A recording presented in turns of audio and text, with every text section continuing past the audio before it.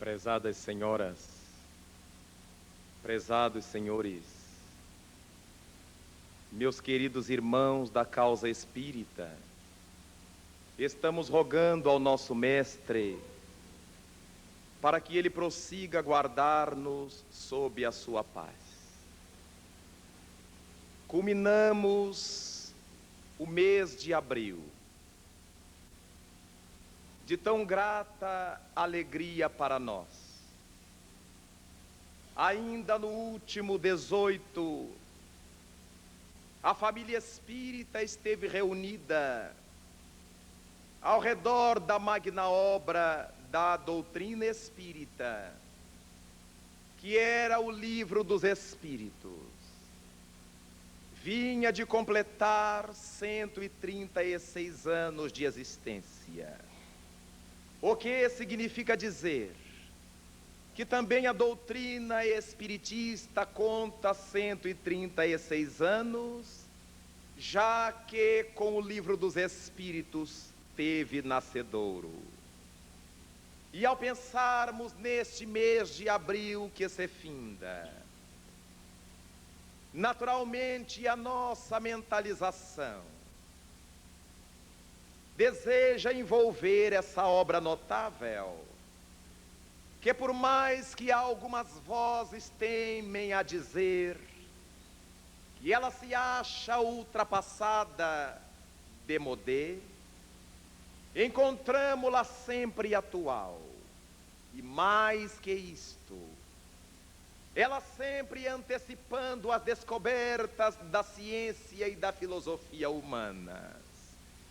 Desde esse momento, vale a pena ufanarmos-nos por fazermos parte de uma doutrina tão notável, que nasceu conforme a adverte o codificador em A Gênese, na época certa, não veio antes, tampouco depois. Se o Espiritismo tivesse vindo antes, certamente teria sofrido o abortamento, como acontece com tudo aquilo que vem fora de tempo. No entanto, ela nasceu na época exata, porque o Espiritismo veio ao mundo na metade do século passado, quando as ciências acadêmicas desenvolviam seus papéis os mais eloquentes.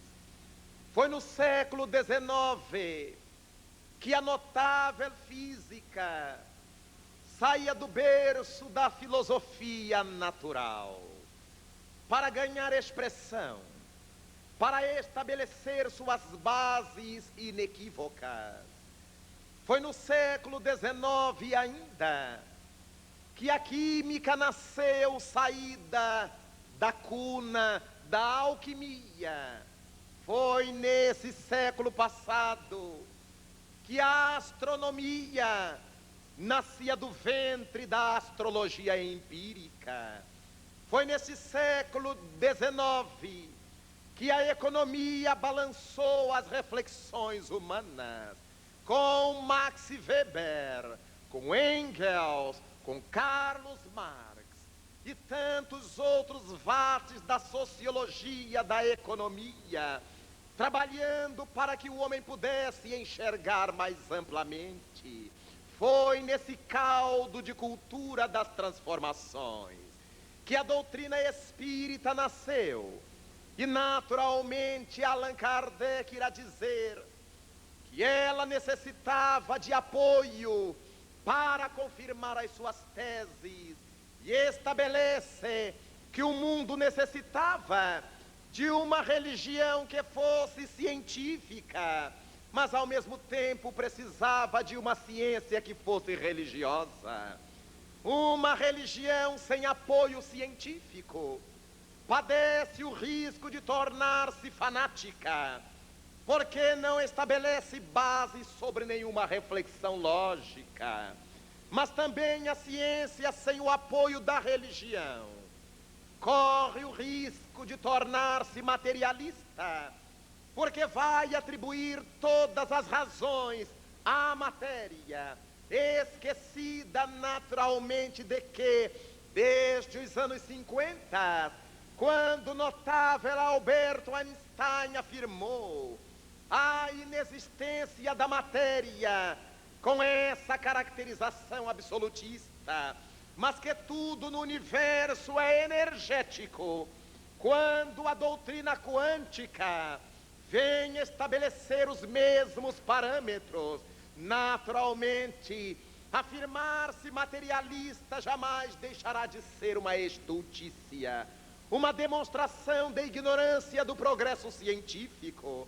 Mas Allan Kardec, ao apresentar-nos o Livro dos Espíritos, ele se fazia o vate de uma nova concepção de vida, de uma nova época, de uma nova era, porque ele passeou pelos mais variados circuitos do pensamento humano, das áreas de conhecimentos humanos, e vai iniciar o Livro dos Espíritos, dando um golpe fatal na teologia tradicional. Teologia essa que nos trazia a proposta da divindade como sendo um velho humano ou humanoide, o mais ancião de que se podia ter notícias, assentado num trono, pondo à sua direita os bajuladores e à sua esquerda aqueles que ousassem pensar ou os maus. E daí Allan Kardec tem a ousadia de indagar do mundo espiritual o que é Deus, jamais quem é Deus, porque Deus não pode ser alguém, porque se fora alguém, tudo levaria-nos a crer que ele fora criado por outro alguém, mas como algo, o que é Deus, era passível de ser crido, admitido pelas ciências, pela filosofia, pelas mais variadas religiões. E os Espíritos dizem que Deus é a causa primária de todas as coisas do universo. Por isto, essa inteligência suprema daria à doutrina espírita a possibilidade de estabelecer que ela é deísta por excelência, e dessa forma, não adotando o Deus dos exércitos, o Deus de Abraão, de Isaac e de Jacó, mas esse Deus de Jesus Cristo, esse Pai de amor, esse Senhor da vida, que não ama aos que o bajulam, mas aqueles que estão acompanhando a marcha do progresso, mas ama também aqueles que ainda não tiveram as pernas fortes para seguirem por essa avenida do progresso, dando-lhes oportunidade, dando-lhes ensejo, permitindo-lhes a fortificação do próprio raciocínio, para avançar em rumos abertos na direção do progresso. Allan Kardec, ainda dentro da teologia, questiona do mundo espiritual, a respeito dos anjos, dos arcanjos e dos querubins, porque a tradicional teologia asseverava que eles eram seres especiais, que Deus criara para a sua guarda como um pelotão especial. E o Livro dos Espíritos detona a resposta dizendo que tudo teve início no átomo primitivo, até o arcanjo, que também começou por ser átomo. É a lei da integração universal, é a lei do progresso. Não há privilégios debaixo dos céus, não existem seres que foram criados à margem, com características especiais e já evoluídos. Então nós todos somos deuses na linguagem de Jesus, porque marchamos daqui para colar, de lá para cá, até que possamos completar os nossos estágios pelos mundos materiais. Mas Allan Kardec aí não se detém, porque vai perguntar aos espíritos, na quarta parte de O Livro dos Espíritos, sobre céu, sobre inferno, sobre purgatório, as velhas teses teológicas que afirmavam que nós vamos morrer, e quem foi bom para o céu, quem não foi para o inferno, e os medianos para o purgatório. os espíritos redarguem diante do questionamento do codificador, que o céu, conforme dissera Jesus, não tem aparências externas, mas se acha dentro de nós próprios. É uma construção pessoal, individual. A semelhança do céu se passa com o inferno, que não é um lugar para onde iremos depois de morrermos do corpo, mas é uma situação espiritual, moral, intelectual, de conflitos, de desesperos, de inarmonias, de remorsos, que nos acompanha desde agora, da trajetória carnal, endereçando-nos depois da morte, naturalmente, a continuidade desse processo, e que o purgatório é a própria terra, que nós chamamos de mundo de provas e expiações. E uma vez que o purgatório não tem a outra função, que não a de nos permitir purgar aqueles equívocos diante dos quais ainda não nos acertamos com a lei divina, é a própria terra, este plano em que nós temos que suportar a violência, a corrupção, a inflação tenebrosa, contemplarmos a miséria, sermos esnobados pela chalaça da riqueza inadvertidamente conseguida. É neste mundo de tantos contrastes, de deboches, de assintes ao bem, mas de tanto bem e amor que se espalham, que nós nos achamos num verdadeiro purgatório. Mas Allan Kardec avança, e na questão 21, 22 e seguintes de O Livro dos Espíritos, ele penetra a física e pergunta aos imortais se a matéria pode ser compreendida como aquilo que tem massa, peso, extensibilidade e que é impenetrável. E os espíritos dizem que, do nosso ponto de vista, sim, mas que a matéria existirá em estados que nós, os homens do mundo, ainda naquela época não poderíamos conceber. Dias depois, lá pelos idos de 1872, 75, o pai da física do século XIX, Sir William Crookes, a partir da sua experiência de construir uma ampola de raios catódicos, que fez-nos conhecer os raios Röntgen, que mais tarde deram origem aos raios X. Ele então descobre o notável Crookes, o quarto estado da matéria, o estado radiante, que a física passou a chamar de estado de plasma. E hoje se fala do plasma com tanta naturalidade, porque a doutrina espírita antecipava, no século passado, essa notável descoberta de William Crookes, porque os espíritos diziam que a matéria existe em estados que os seres humanos ainda não podíamos conceber. Mas Kardec não se detém, avança e questiona em O Livro dos Espíritos, na questão 55, se são habitados todos os globos que giram na imensidão. E os imortais redarguem-lhe que sim. E o homem da terra está longe de ser como supõe, único dotado de sabedoria, de virtudes, de amor, etc. Mas enquanto Kardec o perguntava no século passado, esperava que neste século XX, o doutor Fred Hoyle, na Inglaterra, acolitado por um pugilo de nobres cientistas, astrofísicos, astrônomos, exobiólogos, pudessem apresentar ao mundo, através do notável livro Universo Inteligente de Fred Hoyle, a molécula de cianotriacetileno.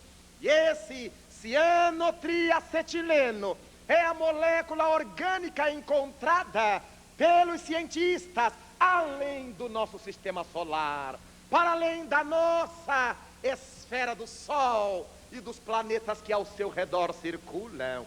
É a partir daí que indaga o notável Fred Hoyle se há moléculas grandes como as das proteínas, para além do nosso sistema solar, há vida orgânica para além dessa aglomeração. E a partir daí A doutrina espírita antecipando, Allan Kardec indaga nas questões 46 e seguintes sobre Adão, Eva, o aparecimento do homem sobre a terra.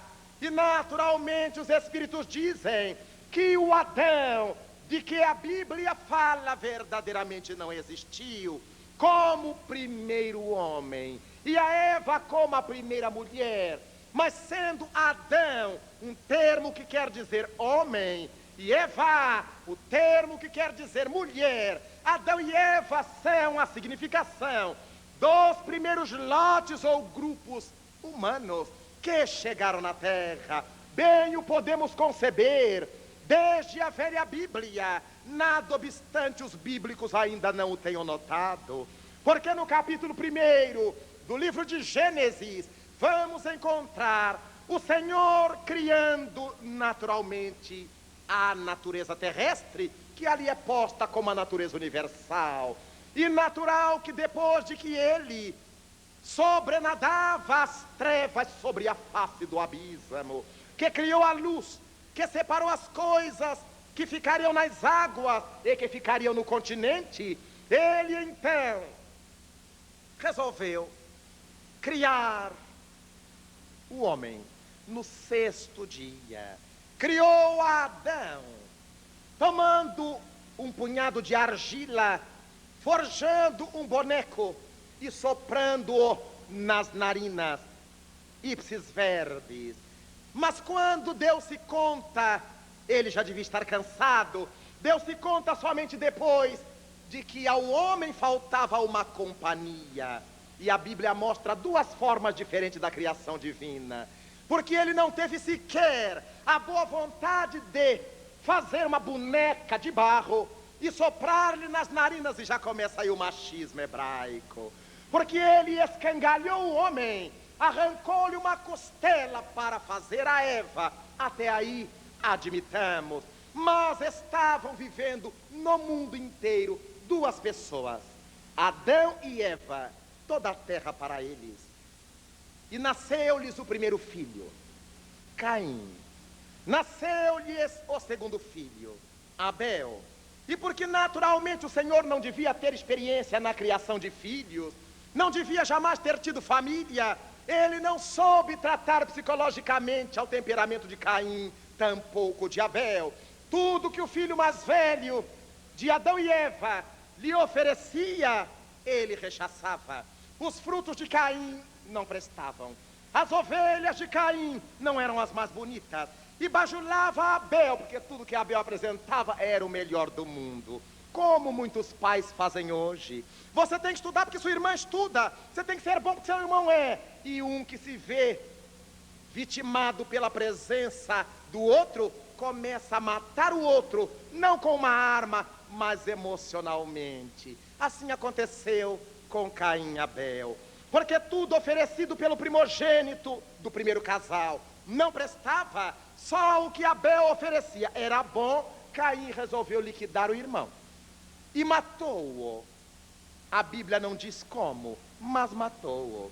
E a partir daí, a voz de Deus passou a perseguir Caim, que começou a sentir-se remordido, marcado pelo remorso. E essa voz de Deus, naturalmente não era o Criador deixando o universo e sair correndo atrás de Caim, cobrando-lhe o assassínio do irmão.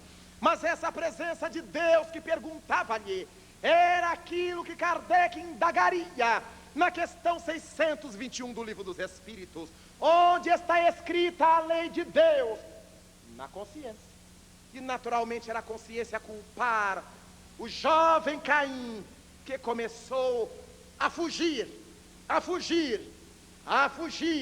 deixando ao longe seus pais, até que, diz a Bíblia, chegaria nas terras de Nod. Quem era esse Nod, se não havia ninguém na terra além deles? E ali consorciou-se, casou-se com quem? Se Adão e Eva estavam longe, se dissesse que ele fugira com os pais, imaginaríamos um incesto. Mas ele fugiu só. Casou-se com quem? E construiu ali nas terras de Nod uma cidade. Para quem?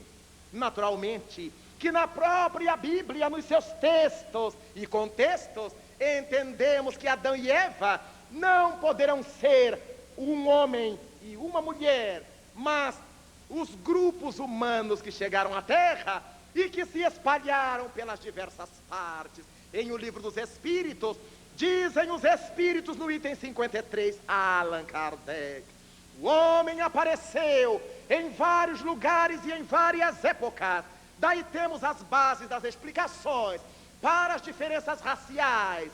E naturalmente, quando os antropólogos, quando os paleontólogos começam a fazer as suas pesquisas paleontológicas desde o século passado, vão descobrindo os diversos tipos de homo e descobrem o homem símio da África do Sul, o homem de Neandertal, o homem de Java, o homem de Pequim, o homem de Cromagnon, o homem de Lagoa Santa, nas Minas Gerais, no Brasil, exatamente para mostrar-nos que o homem apareceu em vários pontos da Terra, na China, na Europa, nas Américas, na África, e naturalmente a doutrina espírita se antecipava à paleontologia e aos estudos antropológicos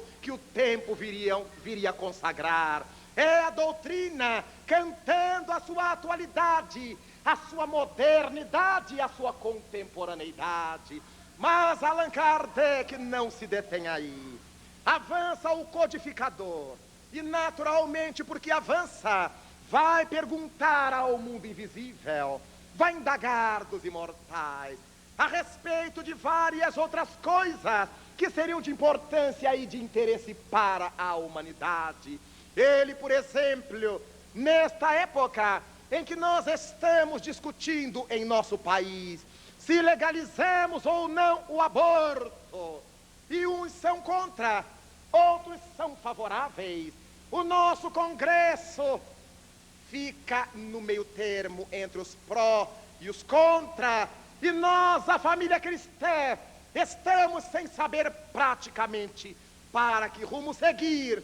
A doutrina espírita, desde o século passado, já apresentava, após a pergunta de Allan Kardec no item 358, constitui-se crime perpetrar o aborto em qualquer período da gestação, em qualquer período da gestação.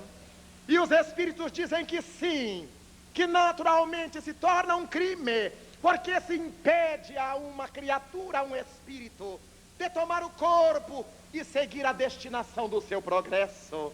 Natural é que o Espiritismo possa vir explicar que desde o momento mais inicial da conjugação dos gametas, quando o espermatozoide, na sua viagem milimétrica, avança, rompe a película que envolve o óvulo, fecunda-o e fala ovo ou zigoto, e a partir de então, nessa ligação, atraído pelo princípio vital, pela energia vital, ou fluido vital, que aqueles dois gametas desenvolvem, e pelo próprio magnetismo do casal, o espírito é imantado àquela forma original, e a partir daí, ligado a esse ovo ou zigoto, e carregando o projeto do futuro corpo no seu psiquismo profundo, aquele serzinho espiritual, inconscientemente, no caso dos espíritos medianos ou inferiores, e conscientemente nos casos das altas entidades, passam a comandar o processo, e aparecem os neuroblastos, definindo a estrutura óssea, a estrutura muscular, o sistema nervoso do indivíduo, e a partir daí o embrião se forja, o feto se desenvolve, até que se passem 9 meses lunares aproximadamente e nasça a criança. Então, quantos dizem que fazem apologia do aborto, porque até 3 meses é só uma carninha, Mas essa carninha já tem um coração que pulsa. Essa carninha é nosso filho. E outras mulheres dizem: eu tenho direito ao meu corpo. E é verdade. Mas ela mata o corpo que não é dela. Ela mata o corpo do filho. Se ela matasse o seu, ótimo. Mas ela quer ter direito ao seu corpo, matando o corpo do outro. As incoerências do materialismo. A partir daí, a doutrina espírita avança e Allan Kardec vai indagar nos itens 693, 694, 695 sobre os usos contraceptivos que visam a sensualidade, o gozo, o prazer, deixando de lado a procriação, naturalmente que os espíritos não censuram, em nome da misericórdia que eles exemplificam, não condenam, em nome da consciência que eles têm, de que todos nós passamos por um processo, mas eles dizem, isto demonstra o quanto a natureza animal ainda sobrepuja a natureza espiritual. Ainda estamos na busca do prazer sensorial, em detrimento dessa estesia espiritual. A doutrina espírita avança com Allan Kardec, e as respostas perfeitas dos espíritos só são pelas perguntas perfeitas do codificador, porque sabemos que se pode dar respostas excelentes se as perguntas são nobres e da mesma forma excelentes. E as respostas podem ser pobres e incoerentes se também as perguntas marcham pelos mesmos patamares. A doutrina avança e hoje, quando falamos tanto a respeito dos problemas sociais do Brasil, do mundo, a fome, que não é um privilégio do nosso país, mas que visita a África, que visita largos segmentos da América, que visita largas faixas da Europa. Essa fome, enquanto tantos põem fora, enquanto tantos países têm o seu lixo rico, a fome que se espalha pela terra, as castas, as categorias, as esferas sociais, as capas socioeconômicas, e nós imaginamos que toda a novidade desses estudos tenha surgido com as obras de Carlos Marx. Quando aparece na Europa o Capital, no ano de 1867, já o Livro dos Espíritos contava 10 anos, porque foi publicado em 1857. E então, em O Livro dos Espíritos, cuja primeira edição foi em 57, e a segunda e definitiva em 1860, Allan Kardec indaga dos espíritos imortais a respeito de as camadas sociais, as faixas sociais, as diferenças sociais, foram criações de Deus ou criações dos homens? E os espíritos respondem ao mestre de Leão que as diferenças sociais não foram criações de Deus, foram criações dos homens. E naturalmente, porque não é uma árvore que o Pai Criador plantou, ela terá que desfazer-se um dia, ela terá que transformar-se um dia. E naturalmente pensamos nesta possibilidade de a doutrina espírita ter se antecipado à obra notável do Capital, mas ter nos falado do Espírito, enquanto, por ser materialista e criador do materialismo dialético, Carlos Marx não cogitava da questão espiritual, pelo menos dentro das linhas como nós o admitimos. Mas na questão 808, Allan Kardec indaga se as diferenças de riquezas não são em função das diferenças individuais. Cada indivíduo é mais inteligente que o outro. Os mais inteligentes fazem riqueza facilmente. Os menos inteligentes, às vezes, nem conseguem fazê-la. Isto não será por causa das diferenças? E o codificador recebe do além uma resposta notável: sim e não. O que me dizeis do roubo, da exploração, da falcatrua? Os espíritos tinham noção exata de que essa riqueza e essa pobreza do mundo podem ser decorrentes das diferenças do intelectual humano, mas também podem ser consequência da exploração indébita, porque passam muitas criaturas. Dentro das leis da reencarnação, há indivíduos que vieram ao mundo para trabalharem de sol a sol e jamais conhecerem a riqueza, mas serem pobres com dignidade de viver. Existe ainda, dentro das leis da reencarnação, aqueles que têm a tarefa de serem ricos no mundo, porque o Evangelho propõe que façamos amigos com as riquezas da iniquidade, com as riquezas mundanas, mas eles se tornam bilionários. Aqueles que vieram para ser pobres, explorados, se fazem miseráveis. E aqueles que vieram para ser ricos, exploradores, se tornam bilionários. E aí começam a complicar-se com a lei de causa e efeito. A doutrina espírita não poderia ser alienada, tampouco alienante. E para sermos espíritas, não temos que viver falando fino, dobrando o pescoço, cruzando as mãos e falando palavras piegas, porque temos que ser naturalmente o que somos.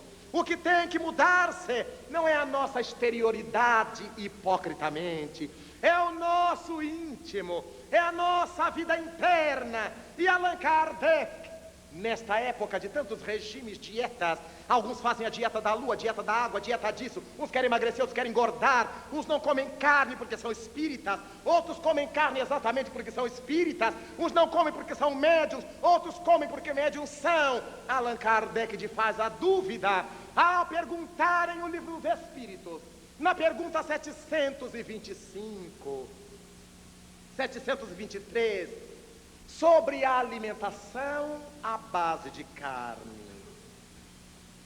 E os espíritos dizem que a carne alimenta a carne.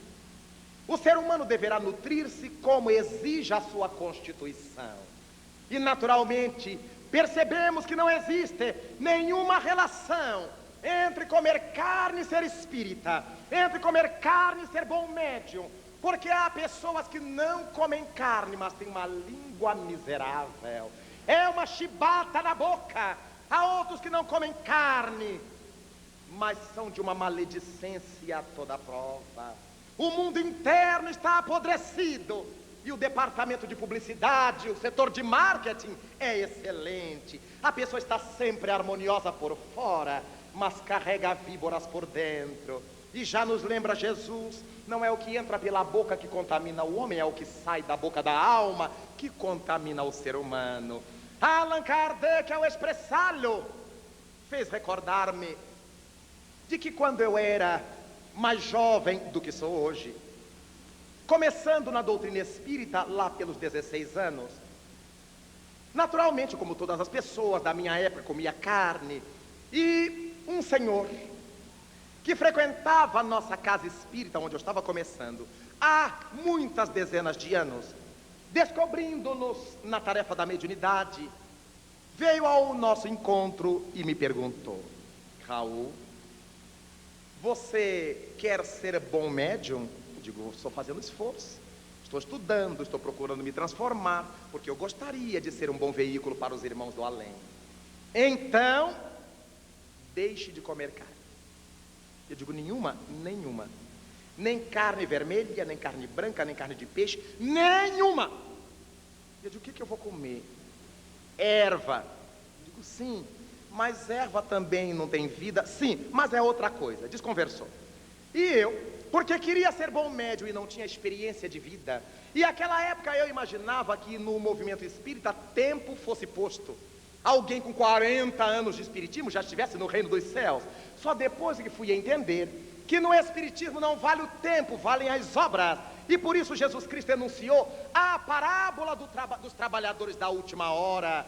E então, pensando nisto, atendendo à indução do meu amigo, deixei de comer carne. Nem vermelha, nem branca, nem amarela, de jeito algum. E comecei a definhar. Porque eu, comendo ervas sem um controle alimentar bem orientado, comia ervas e ficava com fome. E aí fui perdendo a memória. E já estava fazendo as nossas palestras, porque comecei a pregar no primeiro dia que entrei na casa espírita e saído da igreja. Tinha ajudado a missa de manhã, de tarde eu já estava falando uma coisa que disseram que era espiritismo. E então, eu comia só ervas. E fui perdendo a memória, as pernas foram ficando bamba. E quando alguém me perguntava: o que você tem, Raul? Digo: fome. Eu só tinha fome. Mas eu queria ser bom médio. Eu disse: vai ver que os médios são magrinhos por isto, porque eles não comem carne, só comem ervas. Eu não sabia que eu estava enveredando por uma loucura obsessiva.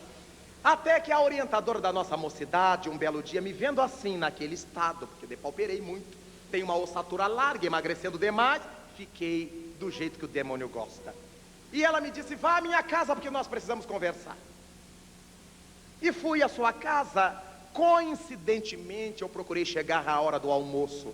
Esses acasos que a gente força. E à hora do almoço, ela disse: ah, que bom que você chegou, você vai almoçar comigo. E enquanto preparou a mesa, pôs as saladas, eu digo: ah, tem ervinha. Eu estou escutando na frigideira alguma coisa frigindo e sentindo o aroma de um bife de filé, daqueles que a gente não enjeita nem para entrar no reino dos céus. E eu digo: ai meu Jesus, a boca começou a encher-se-me d'água. E ela veio com um bife que era maior que o prato e colocou diante de mim: coma, meu filho. Eu digo: não posso. Primeiro eu fiz o charme: eu sou vegetariano. Mas para você não ser um vegetariano desencarnado, coma. E aí, pela insistência dela 2 vezes, eu comi. E a partir daí comecei a viver incomodado por ter comido carne. Depois de 1 ano de esforço por manter-me vegetariano e por aquele conflito que se me instalou na alma adolescente, cheguei à minha casa, como tenho sempre, até hoje, minha cabeceira, o Livro dos Espíritos. Eu abri. Eu queria saber o que ia cair para mim. Ao abri-la, a página me trouxe diretamente diante dos olhos a questão 723, que enunciei para os senhores. E Kardec me deu a maior força. Eu tinha a impressão que ele tinha posto aquela pergunta no Livro dos Espíritos na madrugada, porque sabia que eu iria abrir no dia seguinte. Tamanha a sua atualidade, passei a entender que as pessoas poderão fazer quaisquer regimes, macrobióticos, vegetarianos, carnívoros, porque queiram, ou por um problema de saúde, mas não porque o espiritismo imponha. Não há nenhuma relação entre espiritismo e nossos hábitos alimentares. Mas o tempo passa, o tempo avança, e nós nos damos conta de que enquanto Francisco Cândido Xavier come carne até hoje, Adolfo Hitler era vegetariano. Não matava os bichinhos, mas matava os seres humanos. Então nós vemos que não é o regime alimentar que faz o indivíduo, é o regime moral que estabelece as condições nossas. A partir daí, nestes dias em que se fala em vasectomia, em laqueadura, do que não se cogitava à época de Kardec, mas o mestre Lyonês perguntou aos espíritos: o que dizer das mutilações que são operadas nos corpos dos seres humanos e de alguns animais? E nessa pergunta 725, os espíritos lhe respondem: a que propósito semelhante questão? Sabes que a Deus só pode agradar aquilo que tenha um fim útil. E nós vemos, nesta atualidade, a laqueadura, a ligadura de tubas ou de trompas, que muitas mulheres têm necessidade de fazer. A medicina bem orientada é a mão de Deus socorrendo os homens na terra. E a partir dessa questão, muitos médicos dizem, pelo seu estado orgânico, a senhora não poderá mais ter filhos. E terá que fazer uma laqueadura. E a mulher se submete, mesmo que queira ter mais filhos, não poderá mais tê-los, só adotando-os. E há outras então, que não tendo nenhum problema orgânico, quer ter umzinho, para não perder a forma do corpo. Eu vou ter vou fazer uma cesariana, para poder depois amarrar tudo ou cortar tudo. Então os espíritos respondiam com outra pergunta: a que propósito semelhante questão? Porque a Deus só pode agradar aquilo que tenha um fim útil. Aquelas que fazem cesariana, que fazem laqueadura por mera vaidade, naturalmente estão complicadas diante da própria consciência. Mas aquelas que são levadas à laqueadura por necessidade médica, é óbvio que Deus não poderá ser mais astuto do que somos nós. Se nós, as criaturas imperfeitas, raciocinamos logicamente, como não raciocinará a inteligência suprema do universo? Allan Kardec avança, Allan Kardec indaga, e o livro dos Espíritos é um cântico de felicidade sobre a família. Estabelecem os Espíritos que a família desfeita será o desmoronamento da sociedade. O casamento desfeito, o homem marcha para a barbárie. E a partir daí, vemo-lo cantar as belezas mais atuais de que tem necessidade o coração humano. E se não bastasse isto, na pergunta 625, Allan Kardec vai aos imortais indagar: qual o maior espírito que Deus ha dado ao mundo para servir-lhe de modelo e guia? E a resposta incontestável, a menor resposta de O Livro dos Espíritos, 2 sílabas: Jesus. E Allan Kardec apõe uma nota, dizendo que Jesus é o tipo mais perfeito pelo qual pode anelar a criatura humana. É o modelo, é para que nós façamos igual.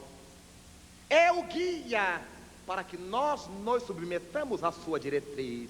Então, ser espírita, nestes tempos em que constatamos a veracidade e a atualidade da doutrina, é nobreza incansável. Quando falamos tanto da parapsicologia, se pode fazer a telepatia, a clarividência. Nos anos 30 deste século, Dr. Joseph Benkesheim, com sua esposa, a doutora Louise Hine, na Universidade de Duke, nos Estados Unidos, conseguiram verba para montar um laboratório e reinaugurar a parapsicologia. E ali, através de milhares de experiências, com os baralhos criados por Dr. Zener e outras peças, ele chega à conclusão de que a telepatia é uma verdade científica, porque ele era um cientista. Apresenta para a comunidade acadêmica a descoberta de que a mente humana pode penetrar outra mente humana sem que se caia em estado de transe qualquer. A mente humana é capaz de ler documentos lacrados em cofres de aço ou de concreto, a clarividência.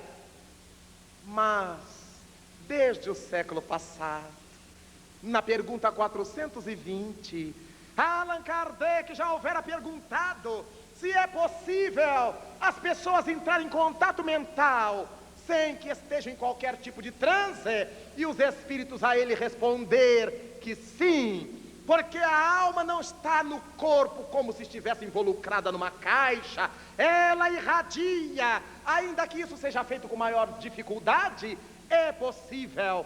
E a ciência dos anos 30, nas mãos de Hine, vem apenas confirmar o que o Livro dos Espíritos já antecipara. A doutrina imortal, ser espírita, é uma honra.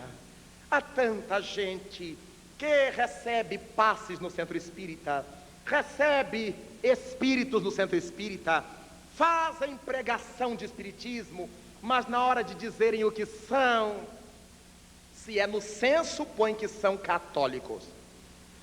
Se estão conversando com alguém da família aí que não seja espírita, eu sou espiritualista, maior fingimento. Porque quando nós nos dizemos espiritualistas é uma meia-verdade, porque não nos definimos.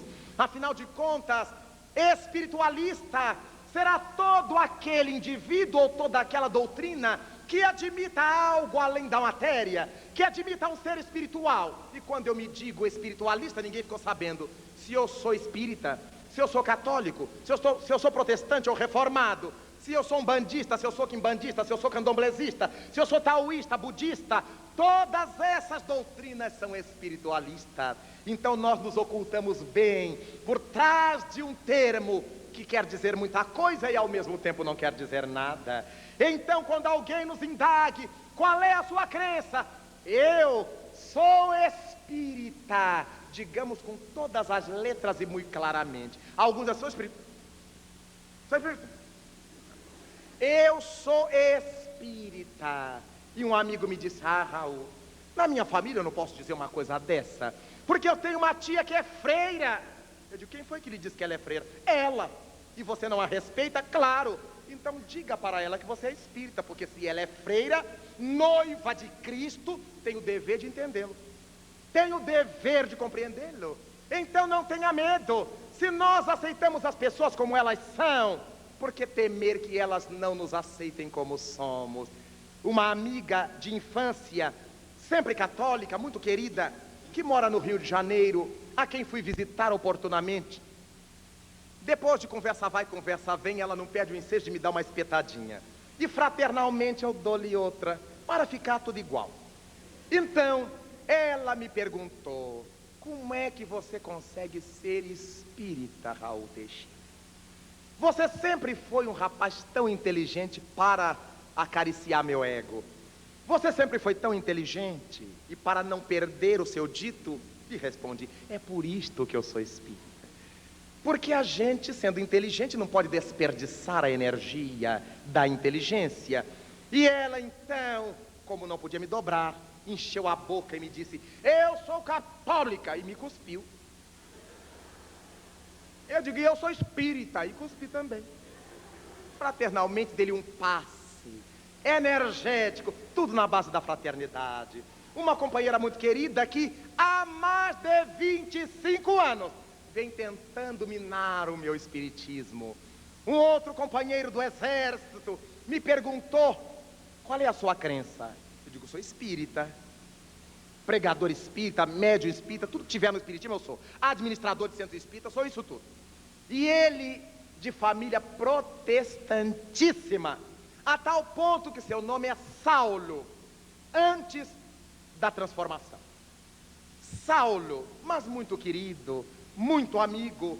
E um belo dia, desesperado pelo fato de eu ser espírita, ele me imprensou à porta da sargenteação, me olhou com seus olhos azuis, os lábios lhe tremiam, e eu querendo rir. Ele me olhou: Raul, você é espírita? Eu digo: sou, Saulo, ninguém é perfeito. E ele me disse: você sabe que você está no inferno? Eu digo: sei, Saulo, eu sou perdido de caso pensado.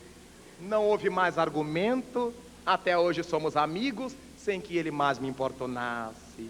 A doutrina espírita para nós é honra. Como não é o remédio que precisa do doente, também não é o espiritismo que de nós necessita. Somos nós que precisamos dessa mensagem, dizer-nos espíritas diariamente, muito mais com o comportamento do que com os lábios, vai fazendo com que, de tanto dizer que somos espíritas, um dia acabemos por ser verdadeiramente, porque vamos transformando-nos por dentro, vamos esquecendo dessa pantomima de modificarmos-nos por fora, e vamos realizando o trabalho que o Cristo espera de nós. Neste final do mês de abril, ainda evocamos o aniversário da abençoada doutrina espírita, e gostaria de dizer aos meus queridos irmãos que aqui se acham na 6ª Confraternização Espírita de Mato Grosso do Sul, que a nossa maior felicidade, ainda que não nos tenhamos dado conta ainda, é sermos espíritas. O espírito Isabel Sintra, no livro Ceareiros de Volta, nos diz que o título de maior responsabilidade que temos nesta hora do mundo é o título de espírita. Porque as pessoas fingem que não dão importância, mas se nós nos equivocarmos, elas vêm de dedo em riste. Você não é espírita? É sinal que elas prestaram atenção que a gente é espírita. Elas não nos dão importância, mas quando a dor de barriga aperta, elas nos vêm, leva meu nome lá para o centro, pede lá por meu sobrinho, por meu filho, por meu marido, por minha mulher. É sinal de que elas nos respeitam. Natural é pensar que nós precisamos valorizar a doutrina espírita. Nesta hora de tantos dislates no meio espírita, neste momento em que tantas novidades e tantos novidadeiros estão se introjetando no movimento espírita e tomando os incautos que não estudam, que não refletem, que não raciocinam e que passam a acompanhar-lhes as loucuras ideológicas, nós precisamos nos fortalecer ao redor da mensagem mirífica da lousa. E nestes tempos, recordamo-nos de que, na última guerra, num dos campos de batalha da velha Alemanha, uma jovem de pequena estatura, loira como a espiga, olhos azuis, de quepe a cabeça, ostentando as insígnias da enfermagem germânica, atravessava no final do entardecer uma parte do campo de guerra onde servia, quando explode uma granada e um dos petardos atinge-lhe a fronte. A jovem enfermeira tomba desencarnada, e quando desperta no mundo além, saindo do corpo acabado e dos escombros da guerra, depara-se com os olhos azulinhos esverdeados de um homem nobre, barbas alvas, cabeleira alva, que ele havia sido genitor em tempos do passado. Toma pelas mãos e no mais perfeito alemão lhe diz: desperta, Sheila. Aqueles que amam a Jesus não podem dormir nem na morte. Desperta, Sheila. Eis a razão desse espírito de amor ter sido trazido para o psiquismo do Brasil pelas mãos de Dr. Adolfo Bezerra de Menezes Cavalcante. E a partir daí temos a doce Sheila espalhando seu perfume e a sua misericórdia como a enfermeira do Cristo para com as nossas almas combalidas na guerra, nas batalhas quase nunca vencidas do nosso cotidiano. E nesta hora de tantas asperezas sobre a terra, de tanta loucura que se abate sobre as almas, de tanta incoerência, nós espíritas ouvimos a voz dos imortais: despertai, espíritas, a hora é agora, o tempo é hoje, amanhã poderá ser tarde demais, enquanto é hoje. Homenageando aos 136 anos da veneranda mensagem do Consolador, abramos os braços aos céus, ponhamo-nos genuflexos diante do altar da vida e à frente das constelações, digamos com a alma jubilosa: louvado sejas, Senhor, na glória do lar celeste, pelos bens que nos trouxeste no evangelho da nossa redenção, na tarefa renovada que o teu olhar nos consente. Hoje, de espírito reverente, nós rogamos pelo teu amor. Pobres cegos, que desde há milênios estamos fugindo à luz a qual nos queres elevar, hoje, Senhor, a nossa oração rompe as trevas.